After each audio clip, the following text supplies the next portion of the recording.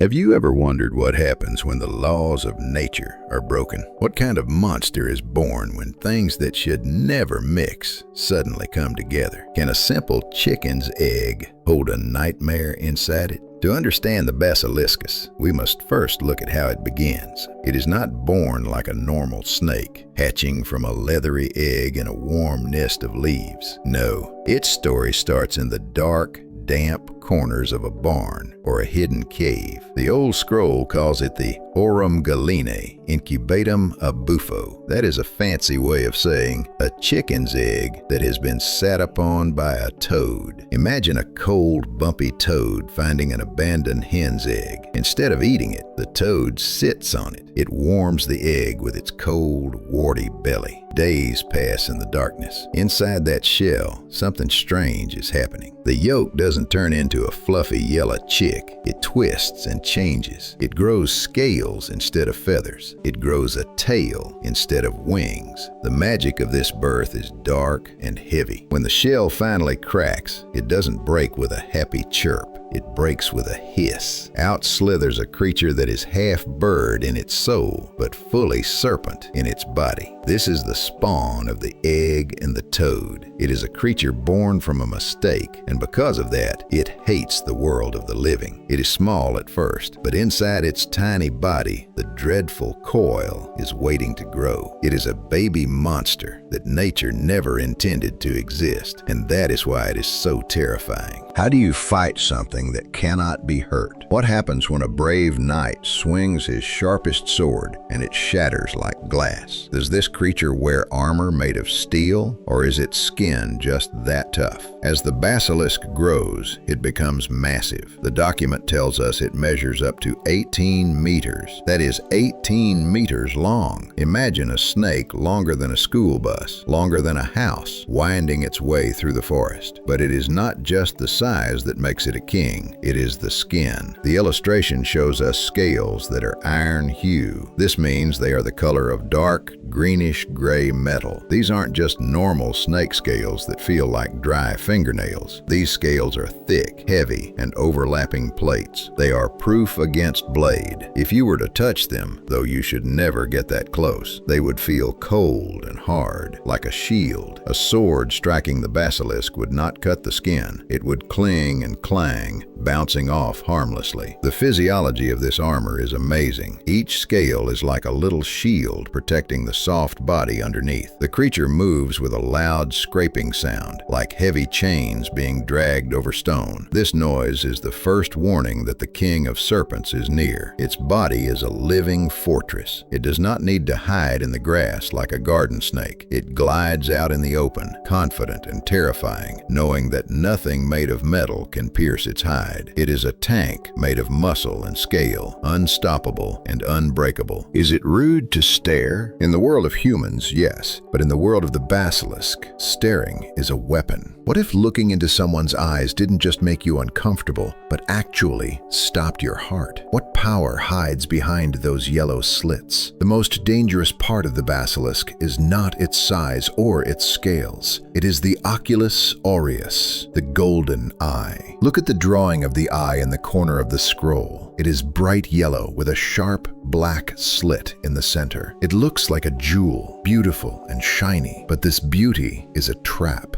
The scroll warns us, lethalis visu. This means deadly sight. The physiology of the basilisk's eye is a mystery of dark magic. It doesn't just see the world, it projects power out into the world. The script says it slayeth at once by gaze. This means the moment you meet its eyes, life is snatched away. You don't have time to run. You don't have time to scream. It happens instantly, and you cannot cheat it. If you try to look at the basilisk through a window, or look at its reflection in a pond of water, you are still not safe. The text tells us that through glass or water turneth to stone. The power of the eye is so strong, it travels through reflections. It freezes the blood in your veins. It turns soft flesh into hard, gray rock. Statues of fearful animals and unlucky travelers decorate the basilisk's lair, frozen forever in their last moment of terror. The golden eye is a flashlight of death, and wherever it looks, the lights go out. If you somehow avoid the gaze, are you safe? What hides inside the mouth of the beast? Can a liquid be so deadly that it beats a sword in a race to kill? Even if you close your eyes tight, the basilisk has another weapon waiting for you. The scroll highlights its terrible jaws. Inside, there are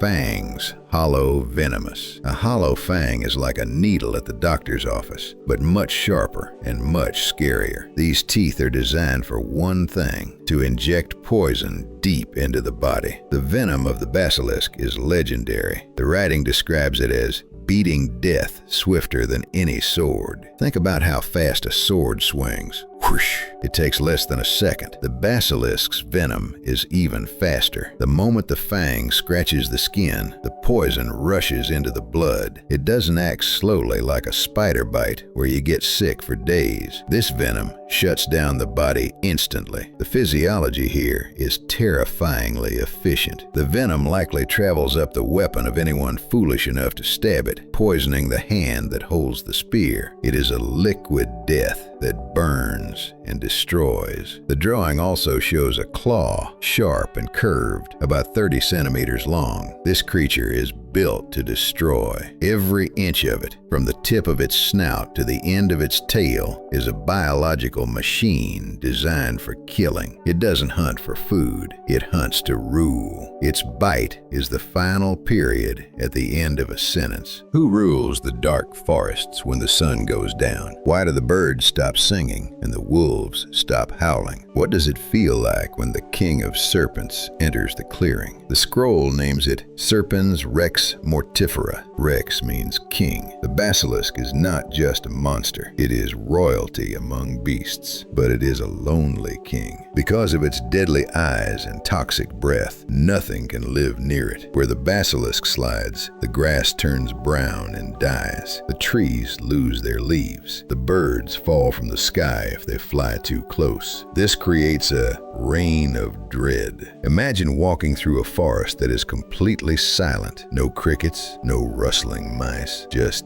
dead silence. That is the basilisk's kingdom. It moves through its territory with its head held high. Some legends say it has a white mark on its head that looks like a crown, proving its status. It measures 13 meters in dreadful coil, wrapping around ancient ruins or giant oak trees. It owns the land it slithers on. Other predators, lions, bears, wolves, run away in fear. They know that this is an apex predator that doesn't fight fair. It doesn't need to wrestle or chase. It just needs to look or breathe or bite. The atmosphere around the basilisk is heavy with fear. It is a walking natural disaster, leaving a trail of stone statues and withered plants behind it. It is the loneliest creature on earth because nothing can survive its company. Is there any hope? Can such a powerful monster ever be defeated? Why does the mightiest creature on earth tremble at the sound of a farm animal? Every monster has a weakness, a secret key that can unlock its destruction. For the basilisk, the king of serpents, that weakness is surprisingly simple. It is not a magical sword or a wizard spell. The scroll reveals the secret. The cock's cry undoeth the beast. The cock is a rooster, the male chicken. The same bird that helped create the egg that birthed the monster is also the one thing that can destroy it. The rooster's crow signals the dawn. It tells the world that the sun is rising and the darkness is fleeing. The basilisk is a creature of deep,